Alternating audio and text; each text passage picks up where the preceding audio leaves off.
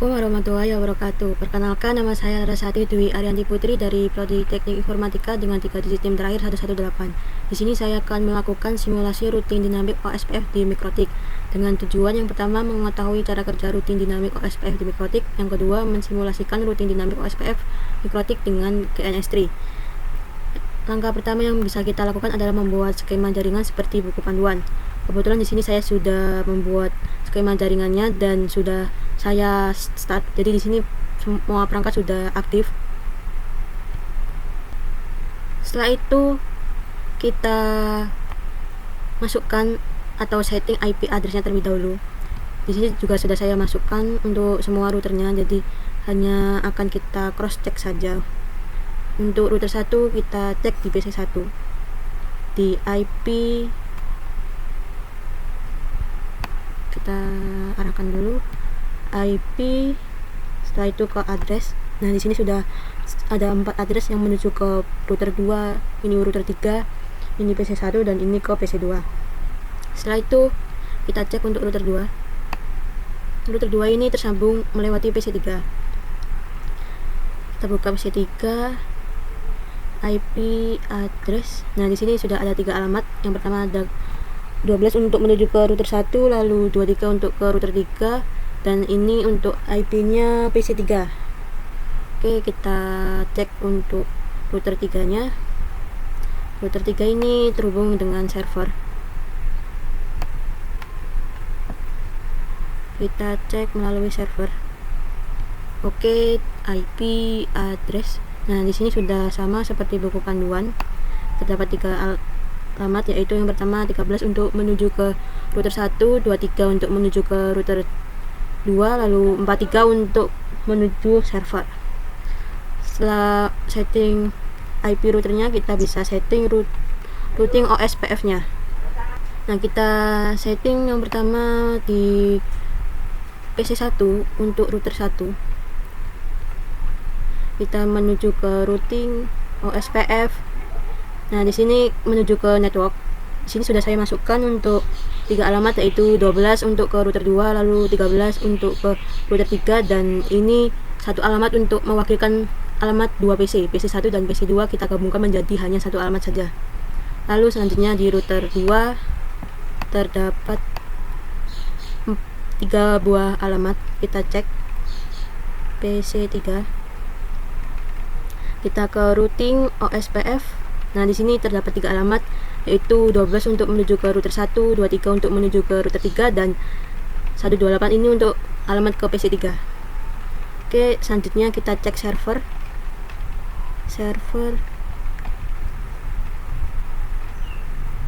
Di sini server terdapat 3 buah alamat yang menuju ke, yang pertama ada 13 ini menuju ke router 1, lalu 23 untuk menuju ke router 2, dan 43 ini alamat untuk servernya. Setelah menyeting semua routingnya, IP address router, lalu ada OSPF ini sudah kita setting, maka kita bisa melakukan install web server exam seperti link berikut. Kebetulan di sini saya sudah copy ke server. Sini di Windows Explorer-nya sudah saya copy dari Windows Explorer lokal. Nah, di sini sudah ada exam Windows 32 seperti pada buku panduan. Kita lakukan proses instalasi terlebih dahulu.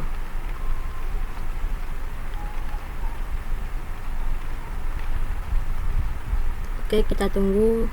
Nah, kita ini next. Ini kita unchecklist semua saja karena hanya untuk praktikum. Hanya checklist untuk Apache dan PHP-nya. Kita next. Oke, karena proses instalasinya lumayan lama, jadi saya akan skip bagian ini sampai proses instalasinya hampir selesai. Oke, di sini prosesnya sudah hampir selesai, jadi kita tunggu saja.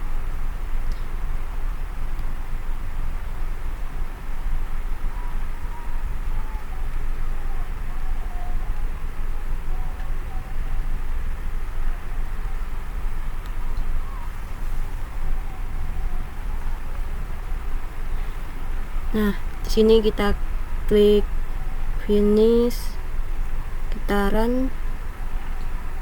Nah, di sini pastikan Apache-nya sudah running. Setelah itu kita bisa edit folder examnya, yaitu edit index HTML. Kita buka lagi servernya,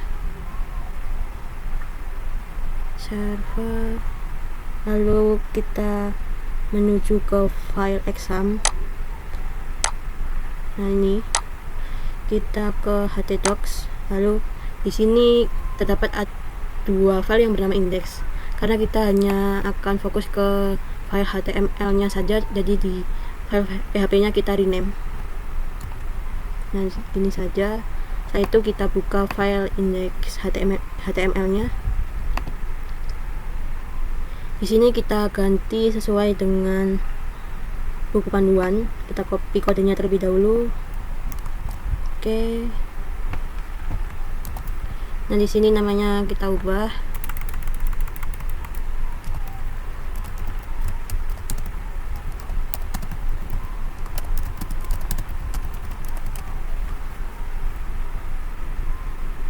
Oke, setelah kita ubah, kita save namanya, kita save file. Oke, kita cek terlebih dahulu di local server. Kita close saja ini, close. Oke, kita ini close saja. Kita buka Firefox. Kita ke localhost.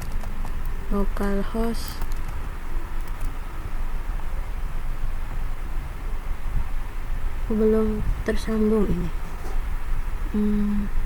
Oh, ini kita belum setting di sini. Harusnya kita setting terlebih dahulu di IP. Oh, seharusnya ini bisa nyambung tanpa setting di sini. Kita coba restart dulu. Storynya kita hapus. Oke, kita hapus saja. Hapus. Kita run ulang di sini. Oh ya, ini mati tadi examnya. Oke, sudah running. Kita coba cek ulang. Localhost.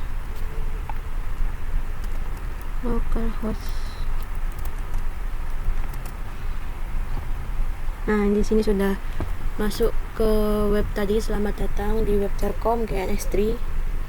Lalu kita coba cek juga di PC1 dan PC3. PC1 ini untuk mewakili router 1. Kita cek menggunakan alamat 43. Ini kita cek ulang aja. Oke, kita cek ulang 43.1, enter. Oke, di sini sudah terhubung untuk PC satunya. Setelah itu kita setting untuk kita cek untuk PC3. Kita masuk ke PC3. Setelah itu ke Firefox. Kita klik 43.1.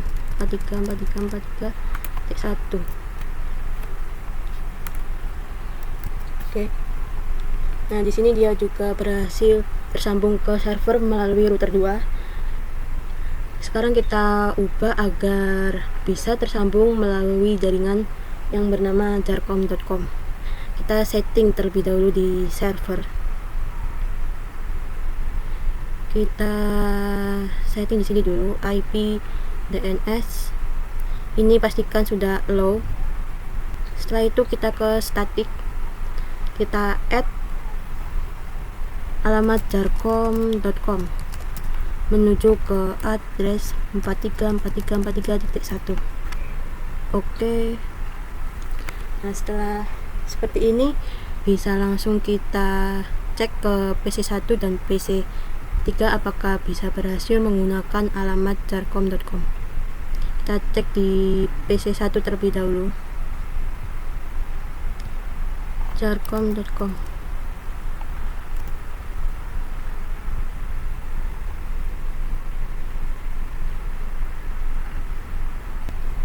Oh, di sini saya lupa untuk setting DNS-nya terlebih dahulu. Kita setting DNS untuk PC1 di 13.13.13.3. Oke, kita close. Kita coba ulang ke jarcom.com ini. jarcom.com. Oke, terhubung ya melalui web bernama jarcom.com.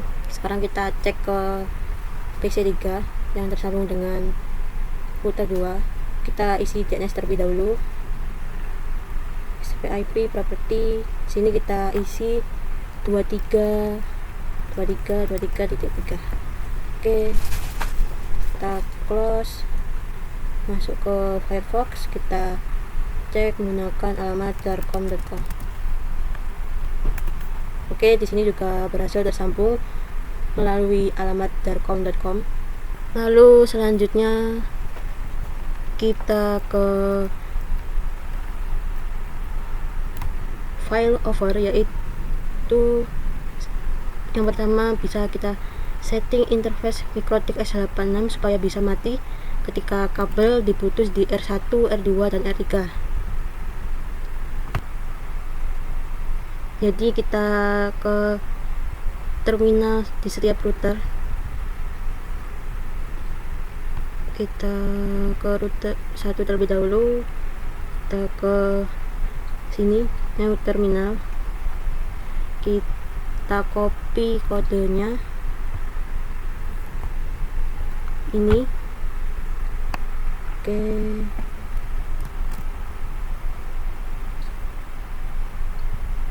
PC1 kita paste. Oke, setelah itu dari router 2 kita putus juga, paste. Lalu di server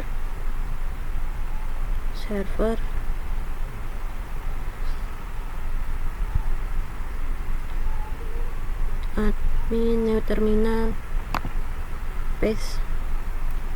Oke, sudah. Langkah selanjutnya yaitu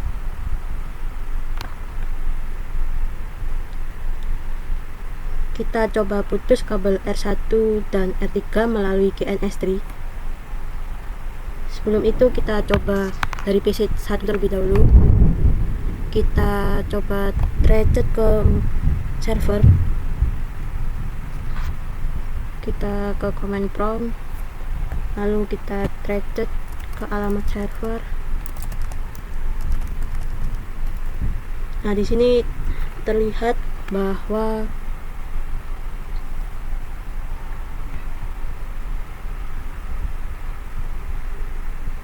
dia melewati kabel router 1 ke router 3 dari address 13 ini untuk menuju ke jarcom.com. Apabila kita putus kabelnya ini, kita hapus.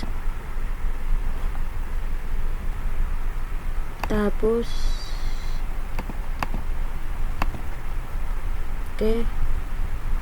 Di sini dia akan berubah addressnya. Di sini OSPF bukan, ini routernya. Nah, di sini dia akan berubah ke 12 terlebih dahulu. Jadi dia dari router 1 ke router 3 dia akan melewati 12 terlebih dahulu karena di sini tidak terhubung.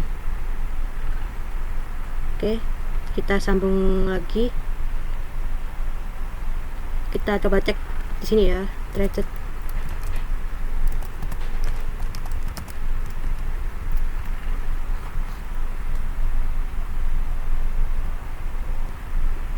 Nah, setelah itu kita sambung kembali di sini untuk PC R1 menuju ke R3. Oke.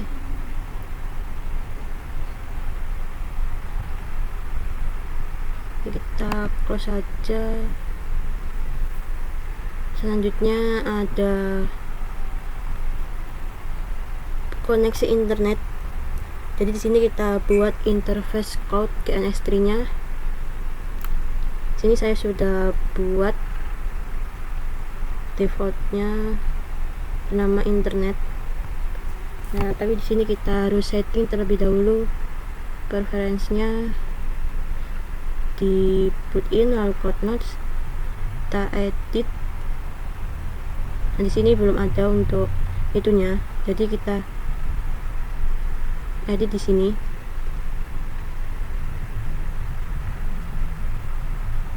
Kita masukkan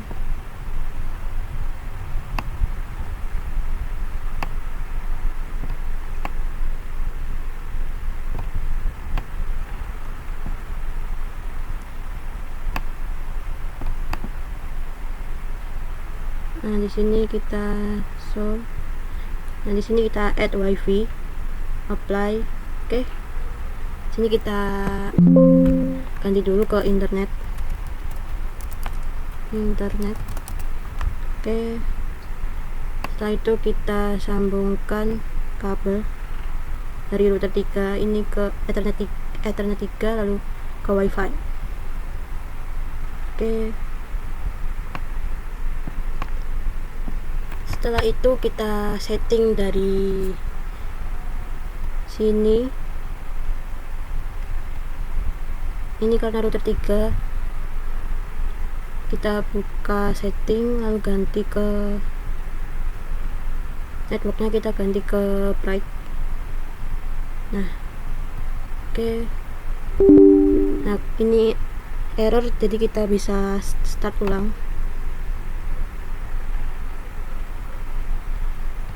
Nah, ini kita start.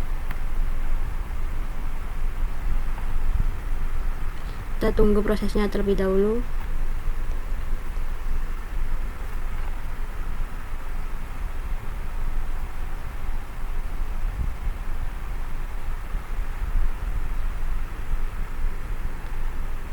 Oke, setelah di sini sudah di restart ulang untuk router 3-nya, kita bisa pasang DHCP client di server. Kita buka Winbox. Ini kita connect, kita ke IP lalu ke DHCP client, kita add di sini Ether 4. Oh sorry, ini harusnya di yang kita rubah di router 3-nya itu Ether 4 karena yang kita hubungkan ke internet ya itu Ether 4-nya. Jadi saya setting di sudah betul. Oke, jadi bisa kita langsung saja di sini apply. Oke, di sini dia bound. Kita coba di terminal terlebih dahulu, ping 88. Kita cek di PC1.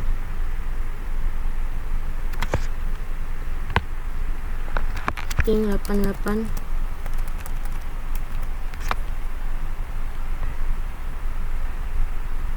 Lalu kita coba ke Firefox, apakah dia sudah. Ini sepertinya belum tersambung, unreachable. Kita coba cek buku panduan.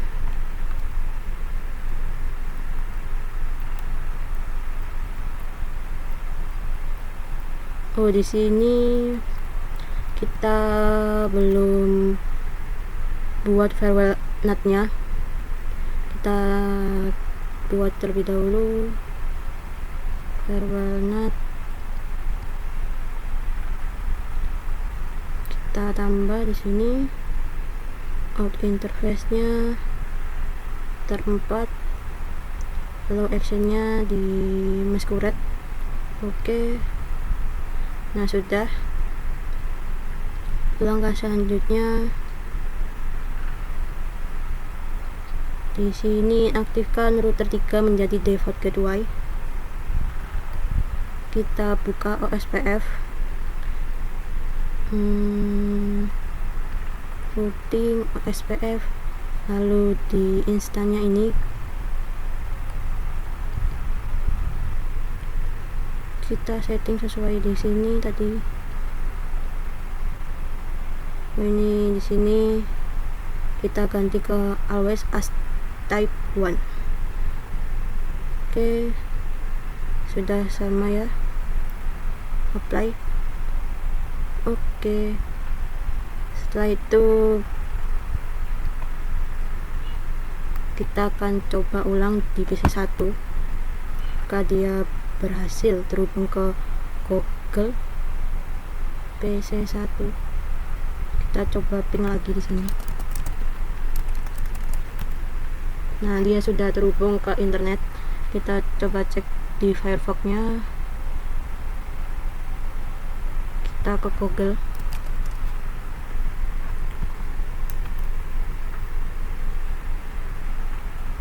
Oke, di sini bisa terlihat bahwa kita berhasil terhubung ke Google atau internet dari PC client dan memastikan fungsi file over OSPF-nya berjalan. Maka seluruh skenario simulasi rutin dinamis OSPF di Kotlin ini telah tuntas dikerjakan. Kita telah melihat bagaimana OSPF secara otomatis mempelajari jalur terbaik dan mengiklankan default gateway untuk koneksi internet. Terima kasih atas perhatiannya. Mohon maaf apabila ada salah kata. Wassalamualaikum warahmatullahi wabarakatuh.